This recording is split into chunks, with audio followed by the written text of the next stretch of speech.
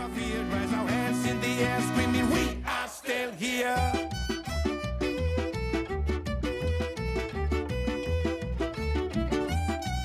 Me called Bashar Ridan. I'm Lebanese.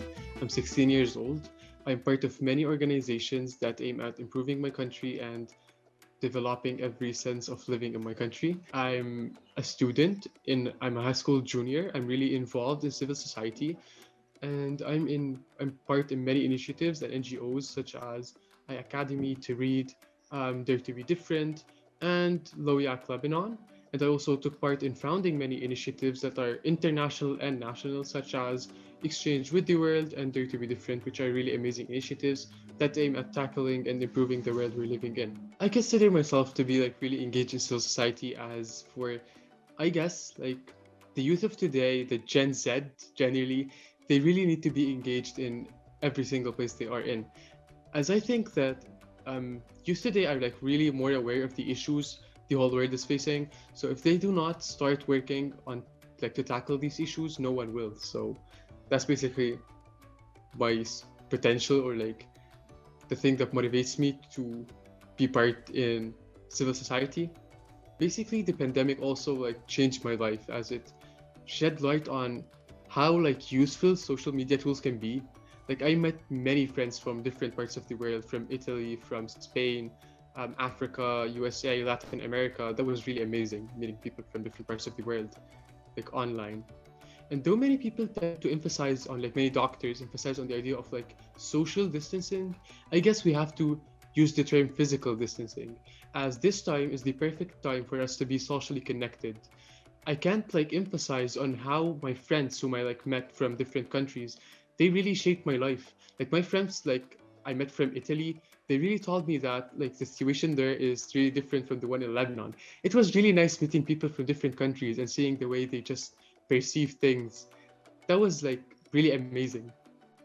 Lebanese people are generally people who are really like they have this sense of hospitality. So they might call you for a dinner, they might call you for a lunch, to have a party together, and they can no longer do that. It was a shock at first. So like people like just started to accept the fact that for others' sakes, they have to just stick to their homes. And they started creating poems and started creating new like slogans to use that related to the COVID era, and that was really amazing. I sadly like have to say that Lebanese people are not that engaged in their society. Lebanese people have developed a sense of not like being completely free from their society. They're not connected to their society by any means. They even teach their children that whenever you grow up, you have to leave Lebanon. It's basically making the citizens lose their sense of connection and belonging to their country, and that is one serious issue I was working on tackling with some of my friends. That basically has like its roots in historical aspects of the way Lebanon was ruled by the Ottoman Empire and then the French Mandate. Lebanese people had to like govern themselves, and the government does not really work. So, like let's say as an example, the COVID pandemic, COVID-19. Like in Lebanon, if you do not stick to the restrictions, the government cannot just enforce them. So Lebanese people has like they all have to put their own measures and enforce their children to stay at home, unlike other countries. So that like makes the Lebanese citizens develop their sense of belonging only to their home, to their strict family, and not to their country or village or society. And one thing I really learned during this pandemic is that people are more alike than they're different.